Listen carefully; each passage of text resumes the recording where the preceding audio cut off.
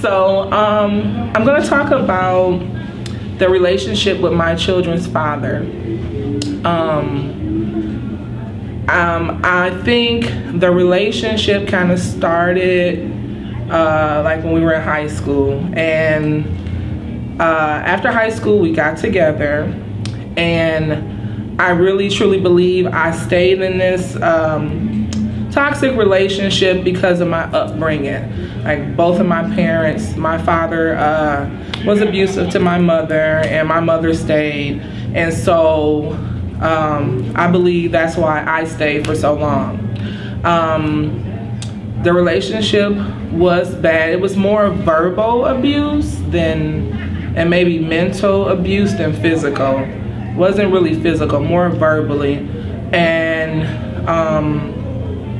it was extremely hard because I had children with him, and I was staying in it for the kids. So I left at one point, then I went back because I wanted to make it work for my children.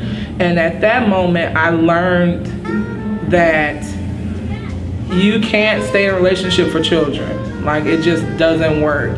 But I wanted it to work so bad because I love my children. I think at that moment, it wasn't so much that I loved him, it was because I wanted my children to have their father around. So I stayed, and it got worse.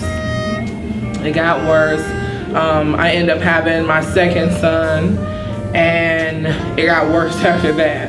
And I think that one day I just woke up and I was just honest with him, and I told him I couldn't do it anymore. I wasn't happy. My children, it was not a good example for them, especially my oldest son, who was kind of a little bit old enough to understand a little bit. And my other son, he was an infant at the time, so it was impacting my oldest son more than anything. And I just told him I couldn't do it anymore. I wasn't happy. It was a negative effect on our children. And by my surprise, he was like, okay. And he left. At that time, after that, we were co-parenting. So he would come see the kids, take the boys, spend time with them, pick them up from school, stuff like that. And I really thought we were like getting along good. It was good for the kids, you know. They were seeing both of their parents happy, but in separate homes. And at first, I can't admit that was hard, but you know, it was a good thing because it was healthy. It was a healthy co-parenting relationship. And then I was moving on with life, started dating again, and you know, moving. I'm pretty sure he was dating beforehand. Before we even broke up. That's another get naked topic. So yeah, I'm thinking everything is good, and then like one day he never came back. He never came back to pick up the boys. He didn't pick my son up for school one day, and I was calling, didn't get an answer. Called his parents, his dad. His dad was like, I don't know, he's working or whatever, I don't know, whatever. He never came back. He never called. He never showed up at my son's school. Nothing. Just cold turkey stop. I think it was because maybe he felt like he was okay with us separating and co-parenting, but I don't think he could take me being with somebody else. Because one day he showed up to see the boys, and one of my friends was over, a platonic guy friend was helping me with my car. I guess he took it as that was my new, you know, guy I was dating or whatever. And I could tell because I was like, you know, I was cool about it. Excuse me. I was like, you know, the kids are in the house if you want to go see them. And he was just like, no, I'm okay. I'll come back. And he never came back. So until today, well, in February, it's been 2 years since he's been out of the boys' lives. No phone call, no visits, no nothing. They haven't seen their dad.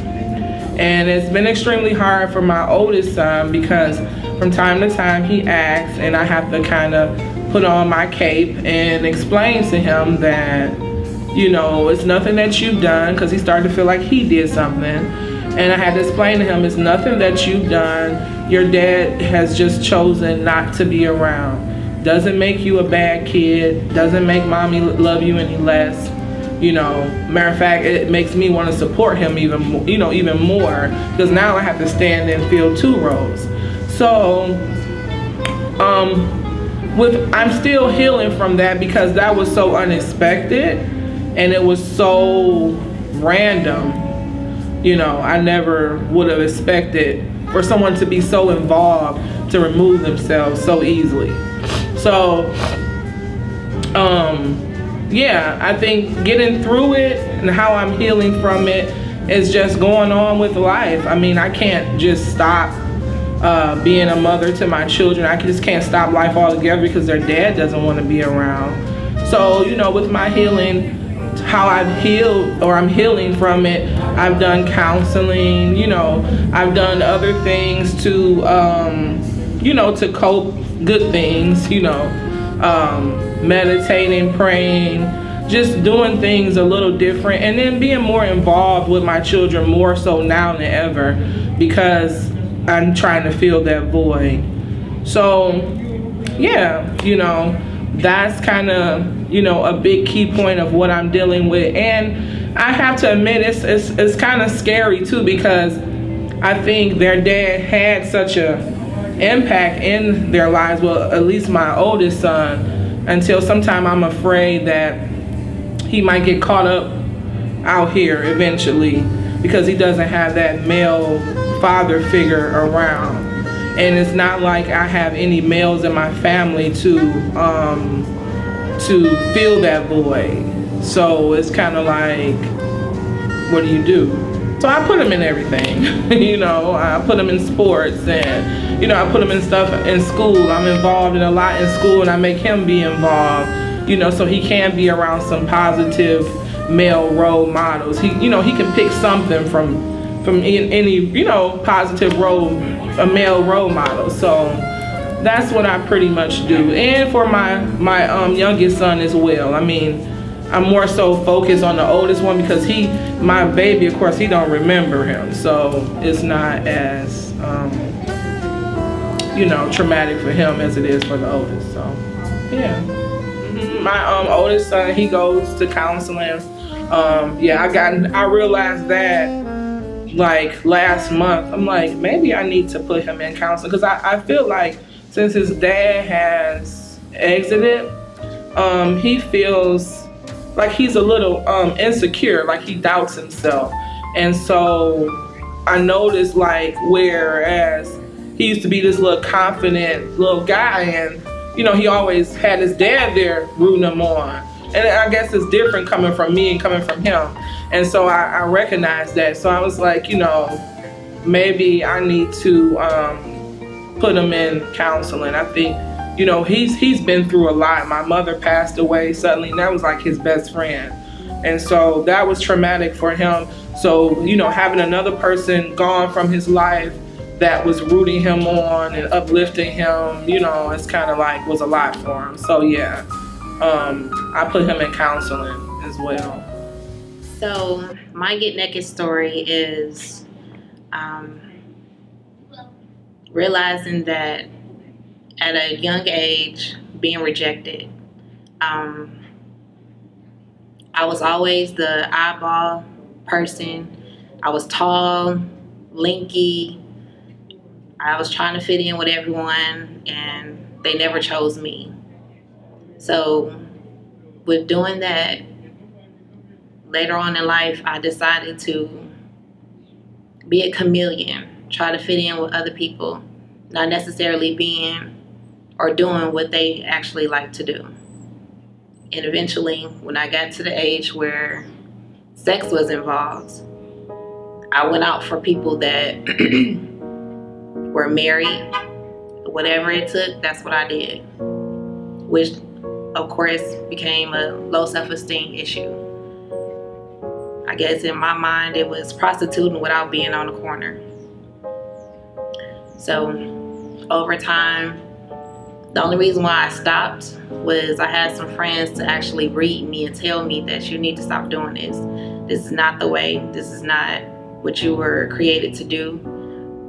And eventually I listened, but it took a long time for me to want myself, to be a better person, and get over rejection, because rejection is definitely a monster. It feeds. It gets victims all the time. And so, again, life and rejection and having low self-esteem, it was the worst, which caused me to be depressed a lot. I was suicidal. Anytime somebody rejected me, it was either I wanted to have sex to get over it, or I wanted to do bodily harm to myself. So what I did to stop having just illicit sex and wanting to do bodily harm to myself, I got into church. I started reading the Bible. I really started having a conversation with God about why was I doing these things? And I asked for help to stop doing them. Anytime I had an urge, I would go to Belle Isle, go to the water, and I would write in a journal. And from my journals, I started to realize that I began to heal from all the things and rejections that I did when I was a little girl. And from my journals, I wrote a book. And in those books, I talked about those pains in my words. And then I realized that there's other people that were dealing with the same thing. I'm not the only person that deals with rejection or low self-esteem. So they gave me courage to even write even more. Also, I'm really into music. So I would find music that would speak to my soul, to speak to my heart, and keep my mind in a peaceful place. Then, like I said before, I have friends that are really true friends, that if they felt or saw me start going down that path again, they would call me, they would take me out, they would have a conversation with me and say, okay, what's going on with you? I feel like you are straying away. And so I had accountability partners, and so that's what helped me. Today I would like to get naked with you guys over a disease that I've had for over the 10 years, and it's hepatitis C. Hope I don't get emotional, because it was something that really destroyed me emotionally when I first found out I had it, because I'm like this close to being a germophobic, and I was like, why me? How could I have encountered such a disease when I didn't live that type of life? I was not on drugs, I didn't sleep around, I didn't drink. I just couldn't understand how that could have happened to me. So going to the doctor, when I first was diagnosed with it, my doctor was like, don't worry about how you got it, let's focus on getting rid of it. When I encountered the disease around 2007, they had medication that was out that could possibly cure it, but couldn't cure it. So I had already felt that, okay, 20 years is the most that you could really live with it, because it causes cirrhosis of your liver. It can cause cancer of the liver. So I had made up in my mind, okay, I'm gonna be 50, 60 years old, and that's gonna be it. It was very hard for me to deal with this disease, because like I said, I felt so nasty. I felt people would just judge me, wouldn't want to be around me. I was at one time scared to even interact with my daughters, because not really knowing how I got it and how it could be spread. The hardest thing dealing with this over the last 10 years were comedians when they joke about it. It's nothing to joke about. And people feel that the most popular way of encountering this is through sex, which is not. And you really need to educate yourself on it, because that's the least way of coming in contact with the disease. So, but still on that note, I was just so emotional, torn up about it. I didn't share with nobody, like I said, because I felt that they would judge me. During these past 10 years, they've come out with various medicine to cure. I was, about 3 years ago, I was in a treatment program, which did not work. It tore my body up. It caused me to have gout, to start developing gout, problems with my kidneys, so they had to pull me off the treatment. It was a treatment that you had to give yourself a shot once a week. It was a form of chemo. So it really tore my body up, which put me back in that emotional stress, thinking, okay, so now I'm not going to be able to be cured of it. So, I mean, you have no idea how something like that makes you feel. Scared to touch people, scared to be around people, scared to be in a relationship with someone. About 7 years ago, I met the love of my life, David. And at first, I didn't want to tell him, because I was like, okay, he's not going to understand. He'll probably not want to be bothered, leave, you know. I was scared to have a intimate relationship with him, because I felt that I didn't want to spread it. So once I told him, and I tell you, he was like, he understood, he understands the nature of the disease. He knows that that's the least way of contacting it is through being intimate. And he has been my support person. When I say my support person, he's been to the doctor with me, mentally there for me. He's never judged me. He's never looked at me in any other way but with loving eyes. And that's why I love him. He gets on my nerves. But I love him just because of the support that he has been for me. God put you in a place where you need to be. So I just started working, going on 2 years for Wayne County. And I've encountered my coworker, Phette, which is producing this Get Naked. And I felt that God put me in her life, and she looks at me as a help and mental friend for her, but she doesn't know how she helps me. And her kindness helps me deal with every day that I thought about this disease. And I say that because as of 2 days ago, I got good news, because I just went under another series of treatment, and the medication is called Harvani. For 12 weeks I had to take this pill, and it is no longer detected in my blood. And that was very good news for me. So I felt that God put me in her life to give me a medium to share my story, to be a help to someone, because I had no one to talk about this with. I had nobody that I felt comfortable enough to sit down and over the years to be there, to be in my head, other than David. And you need a support group. You need somebody to talk to. You need to be with somebody that's gonna lift you up when you down, because it's just unexplainable. Nobody knows how. I really can't even express how this tore me up emotionally, because I'm telling you, I was this clean freak, and I'm like, why me? He kept saying, why me, Lord? Why me? How did I get this?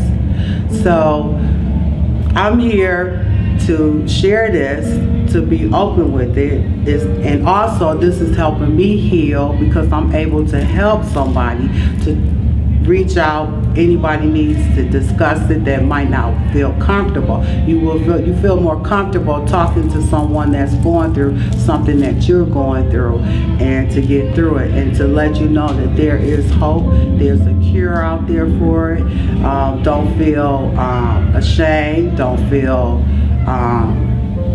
nasty like I felt, because they really don't know. It's like a silent killer.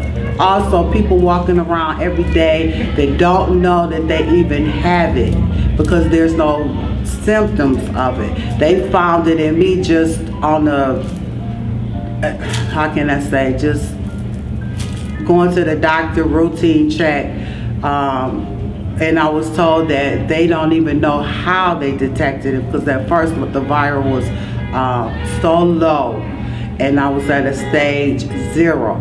To over the last 10 years, I got to stage 3, and it's only 4 stages in it. So I'm grateful to God for the healing, and I also pray, God, heal me of this, and not let me get to stage 4. And I'm so happy that I didn't get to stage 4, and that I feel that there is some longevity that's going to be on my life. And also that I am going to be able to share this to help somebody, to be helpful, to be mental involved with someone, to talk to them and let them know that there's people out there that's dealing with this and is being cured from this disease. So I hope I have enlightened someone. I hope that brought some hope to those that are dealing with this, and to let you know that at the end of the tunnel there is light.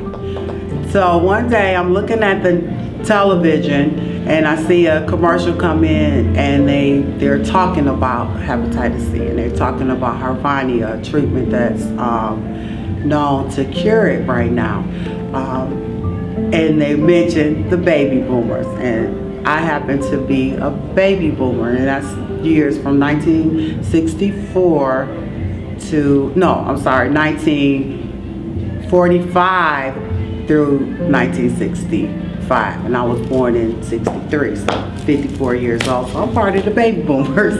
And it's very common in the baby boomers, because they said that we lived kind of scarce life. We was free, and that's why it's so common in our era. But as again, I didn't live that type of life. So to be diagnosed with something like this was just so devastating to me, and just so mentally crushing. And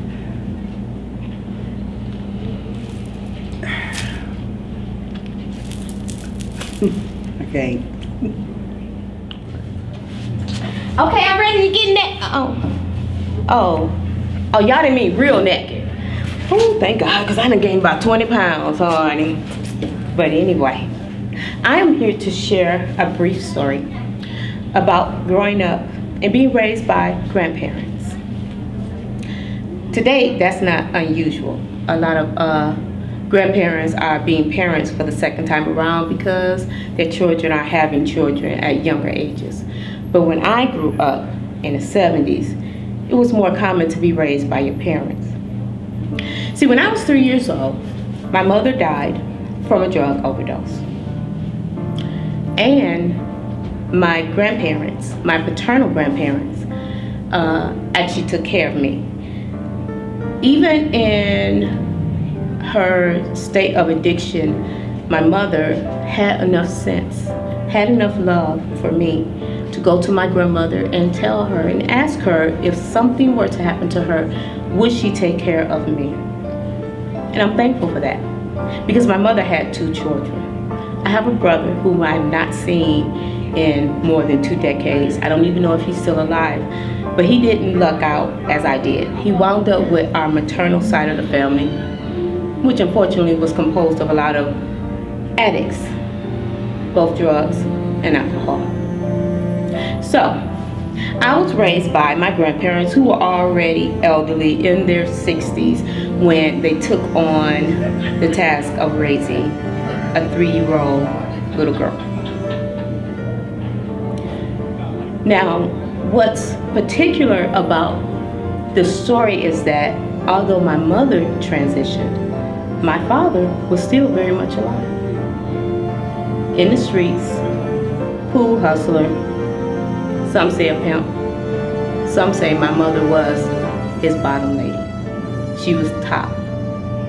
So that is my history that I found out as I grew up, because my father has other children, which is up for debate when you define children, because you ask some people and they say my oldest sister is really his only other legitimate child, whereas you ask my other siblings and all 3 will say he's their father as well. Anyway, so my father, because he was in his 30s when I was born, according to my birth certificate, was too busy to raise a little girl. He had never raised any of his children. He wasn't completely active in the lives of his children. And even though I was to be the last one, it didn't make a difference. My father did make guest appearances around birthdays and around Christmases. And those were special. But who doesn't want to spend more time with their parents when they're a kid? How do you explain that to your fellow classmates, that you're being raised in a strict Christian home, I might add, by your grandparents? As a child, I longed to be with my father. And as I got older, around about my teens, as I was a preteen, my father wound up moving in with a woman who became my stepmother, and she had 2 children. And I felt a jealousy because I realized, little by little, grapevine from my other siblings, that he was more active in their lives. I have one distinct memory as a child of wanting the Michael Jackson red leather zippered jacket. I wanted that. It was really the only thing that I ever really wanted, because I was a Michael Jackson fan. Couldn't listen to Prince, not in the Christian home, okay? So I wanted that one thing. I didn't get it. And it was okay that I didn't get it. But what hurt was that I went to visit my father with his new family, and my stepbrother had the very jacket that I wanted. It's all good though. So for a number of years, I had an issue with my father, a love-hate relationship. And I remember around about the age of 20, I went to his job up on the east side of Detroit. He worked at a factory. And they called him out. And I remember arguing and fussing at my father to the point where I stood flat-footed and I started cursing at him for his absence in my life.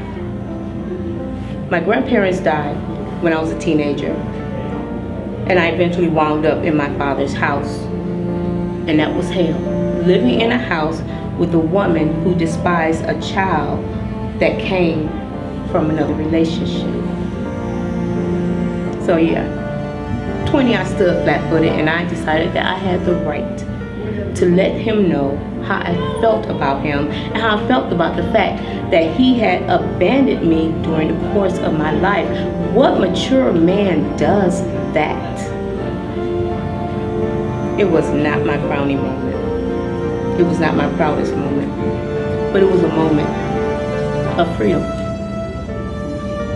And so, over the next couple of decades, my father and I had this hit or miss type of thing like we had during my childhood. Every so often I would go visit, like, you know, I had a good relationship with my step brother and sister. And so we would go visit like the holidays, you know, Thanksgiving and Christmas, we would all gather at my father's house and play nice. And unfortunately, that has really been the state of our relationship up until the last couple of years. And I was sick. Actually, about 5 years ago, I was deathly ill and had no idea that death had come to collect. I just knew that I was in a hospital with my best friend. And I looked up, and my father walked in. And then I looked up, and my oldest sister walked in, who I had not seen in years. And something told me something is not right. But you know, God has plans. So I've had some assassination attempts.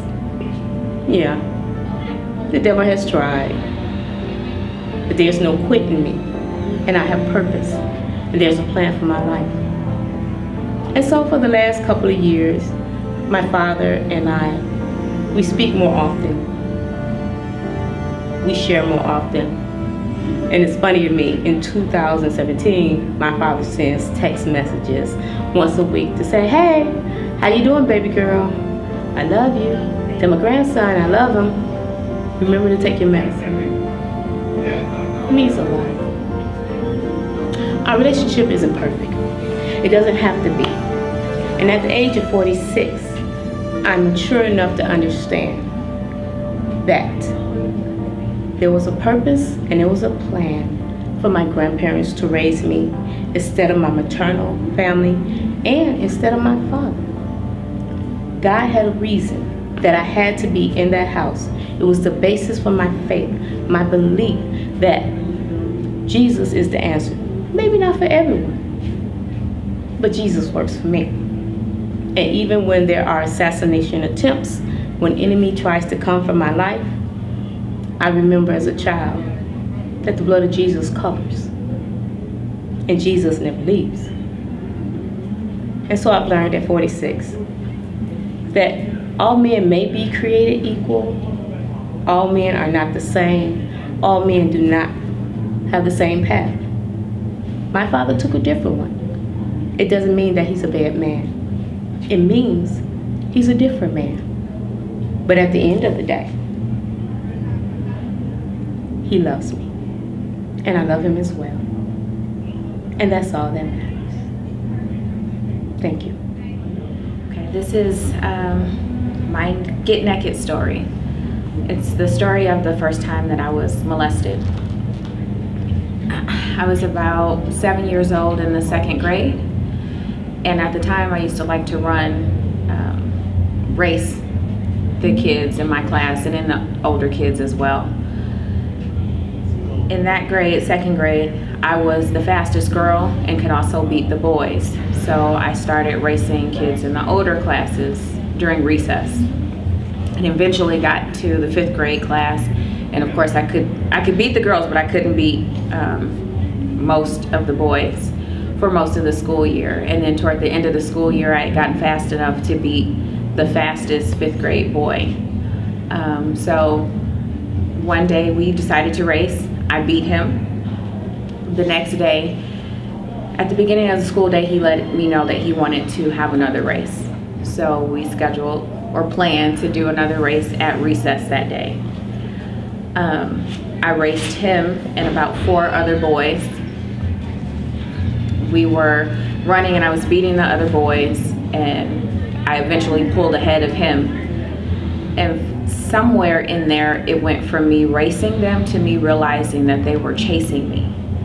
They chased me to the far end of the playground where nobody else was. And when they finally caught up with me, they all pinned me down and took turns. We were wearing uniforms, I'm sorry. And I had on a skirt because that was my uniform. They had on pants, but they pinned me down to the ground and all took turns sticking their hands up my skirt. When they finally stopped, because I couldn't fight them all off, I walked back to get in line with the rest of the kids because we were coming in from recess. Wasn't quite sure what to do or how to handle it, so I pulled one of the teachers aside to let her know what had happened. And she took me to class like nothing had happened and told my teacher, I won't say her name, but I remember it very vividly. So my teacher pulled us all out. She pulled me out of class and she pulled the older kids out of their class. And we had to talk about what had happened. Not once in the whole time did she ask me if I was okay. But what she did do was reprimand the boys who admitted to pulling me down to the ground, pinning me down, and molesting me. They pulled my panties aside and all that's involved in that. They admitted to doing it. What she saw fit to do was paddle them, because at the time we were still allowed to be paddled at school. She paddled them, but she paddled me as well. And she let me know that she was punishing me because I shouldn't have been outside racing with the boys in the first place. And not only did I race with the boys, but I went and raced with kids that were not in my class. So instead of me receiving help with that, I was attacked. For the rest of that school year, nothing happened to those boys besides being paddled. And I kind of shrunk within myself and stopped playing during recess.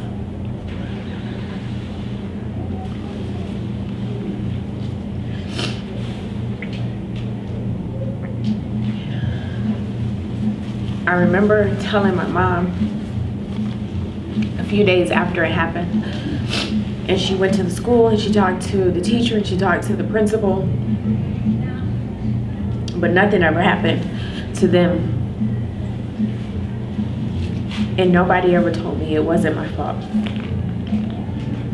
It took me becoming a grown woman with 2 daughters and a little boy of my own to realize that what happened that day was not my fault. And to also realize that when I was raped as a college student, remembering what happened or what did not happen to the boys that molested me back then kept me from fighting for justice for myself when I was raped at 19. And that's my story. I've healed from it. It took until the last couple of years when I started talking about being raped at 19 years old. For the most part, I hadn't talked about it, and I tried not to think about it, but when I look back as an adult on my past relationships, I realized that some of my behaviors are connected to some of the things that happened to me when I was younger, and not having anyone stand up for me and defend me. I've become better able to defend myself or speak up for myself. I think what triggered the healing process, ironically for me, was those women coming forward that accused Bill Cosby of rape, and watching the way the world attacked them and realizing that they didn't push it, they didn't have a voice the same way I didn't have a voice, because people knew what he was doing, but they stood up for him and not them. So that actually propelled me to start talking about my own rape and seeking healing for myself.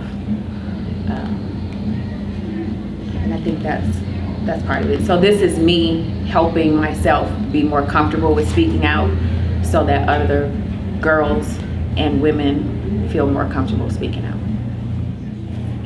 My journey began about 4 years ago with the realization that I was going through postpartum depression. My second son is almost 5, and he was a surprise baby, and there were a lot of issues going on in my life when I got pregnant with him. My business contracts at that time as an event planner and media consultant were winding down. I was walking into another project that really wasn't going anywhere. At the time, I didn't know that, and then I found out I was pregnant. And so Affordable Care Act had not been passed yet, so I had no health insurance because I was a small business owner and was struggling. And so there was the whole issue of, okay, I gotta go back through the system again like I had to do with my first pregnancy.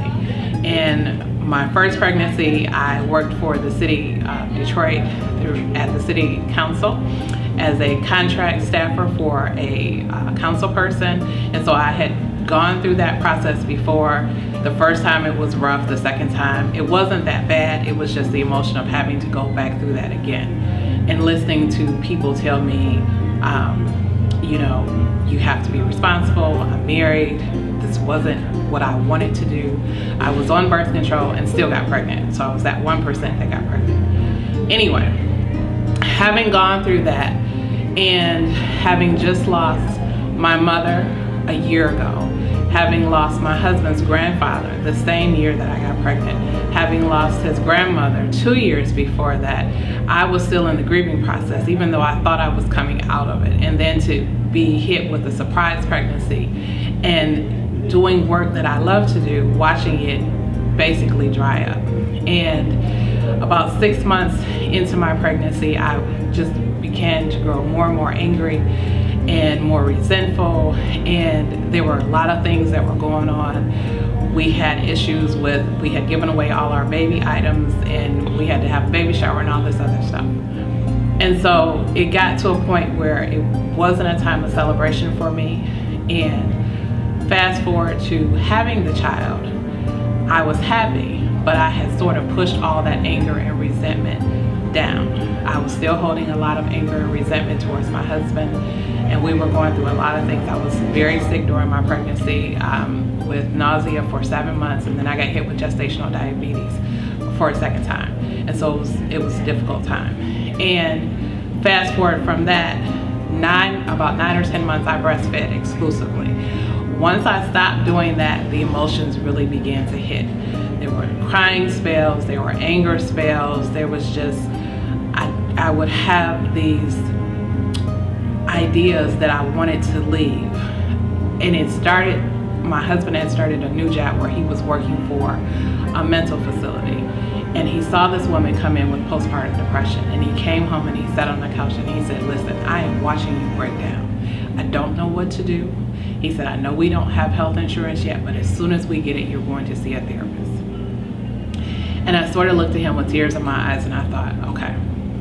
And I had been to therapy before, so it wasn't anything that was unknown. But for the first time, I actually had someone that I could go and tell them, I don't want to be a mother. I don't like this. I am exhausted. I am tired. I'm angry all the time, and I don't know what to do.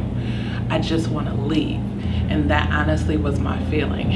And I felt sad, ashamed, and it was difficult to tell people how I was feeling, because anytime I would share, it was always, oh, you shouldn't feel like that, or you shouldn't say that. You can feel like that, but we don't talk about that. That's something that we keep undercover. And so the few people that I would share it with would always sort of shush me or hush me or something. And I remember being in church one day and saying something to someone, and they said to me, you think you're the only person with that problem? And I thought, okay, we don't talk about this, we don't say anything. And so I just keep it bottled up. And so as my husband is literally watching me break down, even though I'm still angry at him, just because he's the person that's closest to me that I can be angry at, I finally got an opportunity when he got health insurance, finally, through his new job. And I went to a therapist, and I literally sat in this therapist chair for 45 minutes and cried. I boo-hooed, snotted, everything. And at the end of the 45-minute session, the therapist looked at me and he said, Ms. Davis, there's nothing wrong with you. And I sort of looked at him with a side eye look like, huh? Say what? He said, you're perfectly normal. He said, you are a mother to 2 young children, a newborn, well, at the time he was a year-old, and a almost 5-year-old. He said, your life is busy. You're a wife. You are a stay-at-home mom because your business has gone down. And all the things that made you who you are, you're not doing. And he asked me a very important question. He said, what do you do for yourself? And I said, I write. I'm an author. And he said, that's work. What do you do for yourself? And I paused because I couldn't tell him what I do for myself. He said, do you take walks during the day? I I live in a nice neighborhood. There's no reason why I can't take a walk. But I wouldn't do things for myself because I was constantly overwhelmed by the needs of my family. Having lost my mother in 2010, having lost my husband's grandmother in 2009, his grandfather in 2011, and my father had died in 2006. We didn't have anybody. We had no grandparents, no one to watch our kids. The usual circle of support that you have, you don't have. And throughout all of this, the one thing that I can say that helps me, even before I got to the therapist and even after, was my relationship with God. If it was not for God, I would not be here.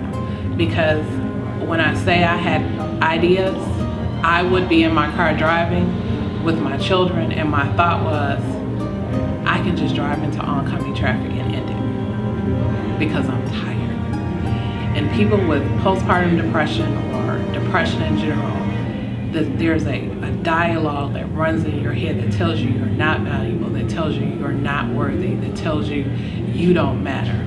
And if you don't have something or someone that can move you out of that space, it can take you away. And despite the fact that my husband wasn't able to do it, despite the fact that my friends and family weren't able to do it, it was God. And it wasn't easy because I would read scriptures and God would talk to me through the scriptures and I still wouldn't believe it. I would pray to the point where I was just like, I don't even know what to pray for. And I would just say, God, you know what's on my heart. I need help. But it really was once I went to a therapist and the therapist told me that I was normal, that everything that I was feeling was valid, that everything that I had experienced was my experience and it was okay to be angry. I thought, wow. When he said, I have 3 kids, and he said, I love my kids, but he said, I would not want to go back to when they were little, I thought, wow. No one talks about that. We don't share that story. And motherhood is such a beautiful and wonderful and unique experience to each and every mother. However, mothers struggle. And we sort of have this storyline that says you have to be happy all the time. And it's just not the case. My sons are now 8 and 4, and I adore them and would give my life for them.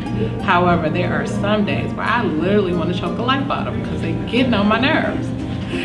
There are some days with my husband, I have to look at him sideways and like, I have been married to you for 20 years. Why are we still having this same conversation? It's life. But I'm in a much better place now. One, because I made myself a priority, which is one of the things that the therapist said. Every day, not one day out of the week, not a couple hours out of the week, but every day, I have to do something for myself. And I think as mothers, we typically are told that everything we do has to be about our families. You know, there's a scripture in the Bible that talks about how a woman arises before the family and it's dark and she goes to bed after everybody's still doing work. Literally from the time you wake up to the time you go to bed, you're working. And for some women, that doesn't even stop when you sleep because your mind is racing. And I know that personally because there are some days where there's so much going on, my mind does not shut off. If you were to tell me your story and to tell me that some days it sucks to be a mother, I get it. And I wouldn't judge you harshly or differently for it. I would simply hug you and tell you that everything that you feel is valid.